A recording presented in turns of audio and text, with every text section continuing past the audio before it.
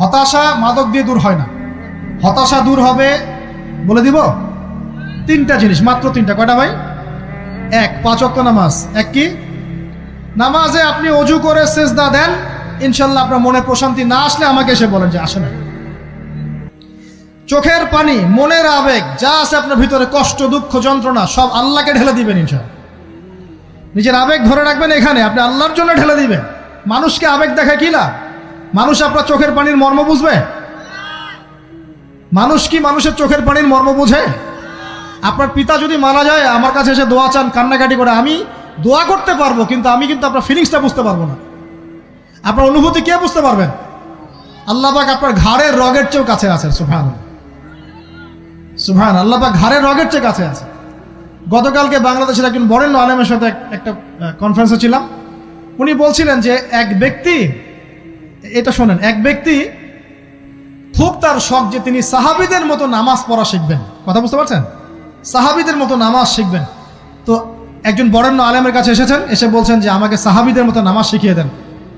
তখন সেই আলেম আরেকজন আলেমের সন্ধান দিয়েছেন, যা তুমি তার কাছে যাও, তিনি শেখাবেন। তো সেই ব্যক্তি একটু অবাক হয়েছেন, কারণ যাকে প্রশ্ন করেছিলেন তিনি অনেক বড় মুহাদ্দিস, আর যার কাছে পাঠানো হচ্ছে তিনি অত বড় মুহাদ্দিস নন, কিন্তু আবেদ, আমল করেন। তাকে গিয়ে বলছেন উনি আমাকে পাঠিয়েছেন সাহাবী বলা নামাজ শিখিয়ে দেন। তখন তিনি বলছেন ঠিক আছে, সুন্দর করে অজু করে আসো, সুন্দর করে অজু করে আসো। অজু করার সময় খালি খেয়াল রাখবা যে আমি অজু করছি শুধু আল্লাহর সন্তুষ্টির জন্য। কি খেয়াল রাখবেন? অজু করছি শুধু আল্লাহকে রাজি খুশি করার জন্য অজু করছে, আর কোনো উদ্দেশ্য নাই আমার। অজু করতে যাচ্ছে, তিনি আবার বলছেন দাঁড়াও, শুধু আল্লাহকে রাজি খুশি করার জন্য অজু করো।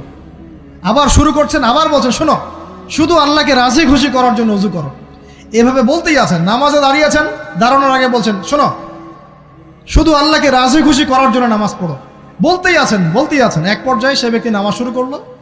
নামাজে মনোযোগ এদিক ওদিকে যায়, আর তার মাথায় এটা আসে, এই শুধু আল্লাহকে রাজি খুশি করার জন্য আমাকে নামাজ পড়তে হবে, শুধু আল্লাহকে রাজি খুশি করার জন্য নামাজ পড়তে হবে।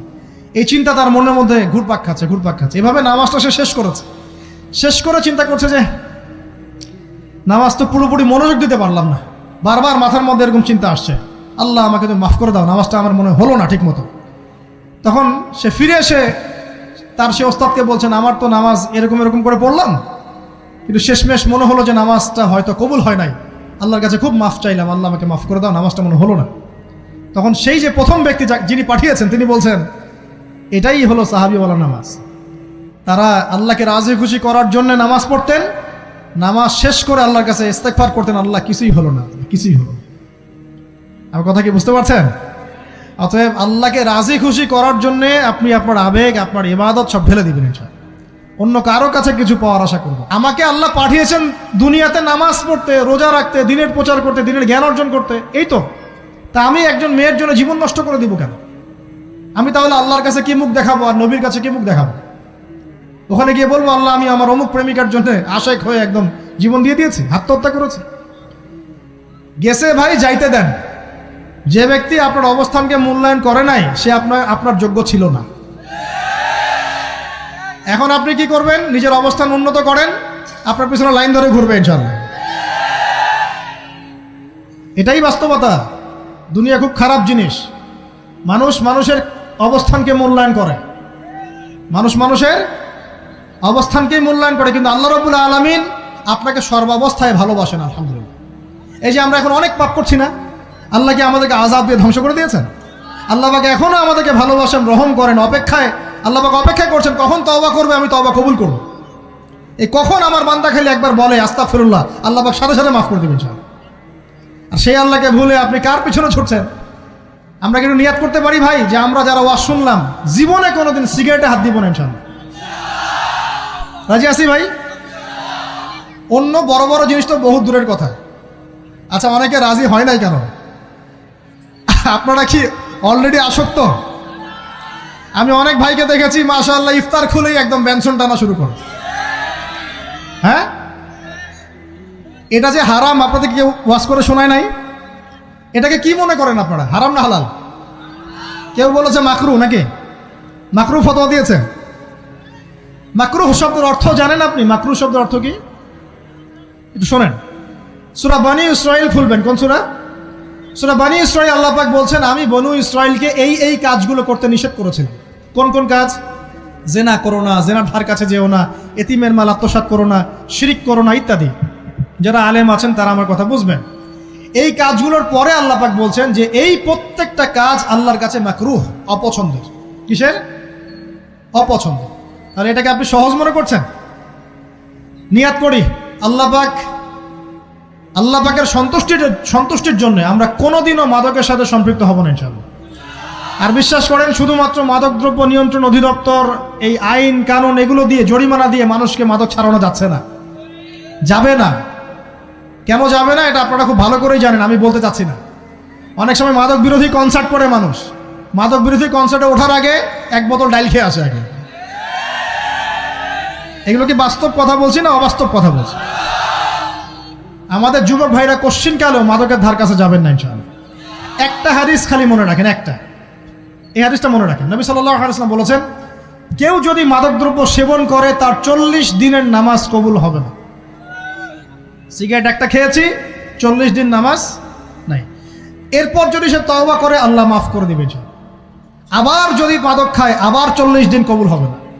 যদি আবার তওবা করে আল্লাহ মাফ করে দিবেন। আবারও যদি খায় আবারও 40 দিন কবুল হবে না। আবারও তওবা করলে আল্লাহ আবার মাফ করে দিবেন। চতুর্থবার সে যদি মাদক খায়, আল্লাহ রসুল সাল্লাল্লাহু আলাইহি ওয়াসাল্লাম বলছেন, আল্লাহ পাক কিয়ামতের মাঠে তাকে তিনাতুল খাবাল পান করাবেন। কি পান করাবেন? তিনাতুল খাবাল। সাহাবীরা বললেন, ইয়া রাসূলুল্লাহ, এটা কি তিনাতুল খাবাল? কি? নবী সাল্লাল্লাহু আলাইহি ওয়াসাল্লাম বলছেন, এটা হচ্ছে জাহান্নামীদেরকে আযাব দেওয়ার পর তাদের রক্ত মাংসের যে পুঁজ বের হবে, এই যে ড্রিঙ্কস, জাহান্নামের হার্ড ড্রিঙ্কস, এই ড্রিঙ্কসের নাম হলো তিনাতুল খাবাল। আল্লাহ পাক আমাদের সবাইকে মাদক থেকে বাঁচিয়ে রাখে। আমল হচ্ছে কোরআন তেলাওয়াত। যে ব্যক্তি কোরআন তেলাওয়াত করতে পারে নিয়মিত, তার মনের মধ্যে এই হতাশা, এই ভীরুতা, এই কাপুরুষতা কিচ্ছু আসবে না ইনশাআল্লাহ। আমি গ্যারান্টি দিচ্ছি আপনাকে, হতাশা আসবেই না আপনার মনে যদি আপনি কোরআন বুঝতে পারেন। কোরআনের একটা আয়াত নিয়ে কোনো সময় দেখা যায় 2-3 ঘন্টা সময় পার হয়ে যাচ্ছে, আয়াতটা ছেড়ে সামনে যেতে পারছি না। কোরআনের ভিতরে ঢুকলে আপনি দুনিয়ায় ভুলে যাবেন কি হচ্ছে আশপাশে। আমি এমন অনেক আলেমকে দেখেছি যে একটা বই, পাতলা একটা বই, আরবি বই নিয়ে পড়া শুরু করেছেন, ওই যে ফজরের পরে জোহরের ওয়াক্ত হয়ে যাচ্ছে, বইটাই শেষ করতে পারেননি। বুঝতে পারবেন না, যখন আপনি ইলমের ভিতরে ঢুকে যাবেন, কোরআনের ভিতরে, হাদিসের ভিতরে, আপনার দুনিয়ার খেয়ালই নাই। একজন আলেম, তিনি এক রাত্রে একটা বই লিখেছিলেন, চটি বই, এক রাত্রের মধ্যে।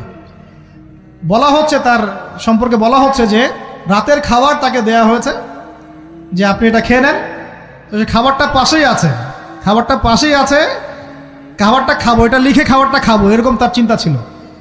ফজর হয়ে গেছে, বই লিখাও শেষ, খাবার এই অবস্থায় পড়ে আছে, ডুবে গেছেন ভিতরে, খাওয়ার মাথায় তার খেয়াল নাই। এরকম হয়। একজন মনীষী, বিখ্যাত মনীষী, রিয়াদুস সালেহিন কিতাবের রাইটার, সংকলক আল্লামা নববী রাহিমাহুল্লাহ, এরকম সারা রাত চলে গেছে, পাশে 2টা খেজুর, ওই 2টা খেজুর খাওয়ারই সময় পান। হাদিস নিয়ে গবেষণা করতে রাত পার হয়ে গেছে। আমি বলতে চাচ্ছি, যখন ইলমের ভিতরে, কোরআন হাদিসের ভিতরে ঢুকে যাবেন, আপনার দুনিয়ার খেয়াল আপনার চলে যাবেন ইনশাআল্লাহ। এই টেনশন, হতাশা, এই সেই বাদ, তখনই আল্লাহ পাক আপনাকে তার পক্ষ থেকে রহমত দিবেন, বরকত দিবেন, আল্লাহ আপনার দুনিয়ার কাজগুলো করে দিবেন ইনশাআল্লাহ। তখন দেখবেন কেউ আপনার দুনিয়ার ওই কাজটা করে দিয়েছে, কেউ ওই কাজটা করে দিয়েছে, কেউ বাসায় খাবার পাঠিয়ে দিয়েছে, আল্লাহ পাকই এগুলো করাই দিবেন ইনশাআল্লাহ। তো প্রিয় ভাইরা, মাদকে যাব না আল্লাহর কাছে আসবো? 2 নাম্বার কোরআন তেলাওয়াত, 3 নাম্বার আল্লাহর জিকির। 3 নাম্বার কি ভাই? আল্লাহর জিকির। চলতে ফিরতে সব সময় মুখ চলতে থাকবে, মুখ না চললেও মনে মনে মন তাজা থাকবে, মনে মনে জিকির হতে থাকবে। মনে মনে জিকির করতে পারেন?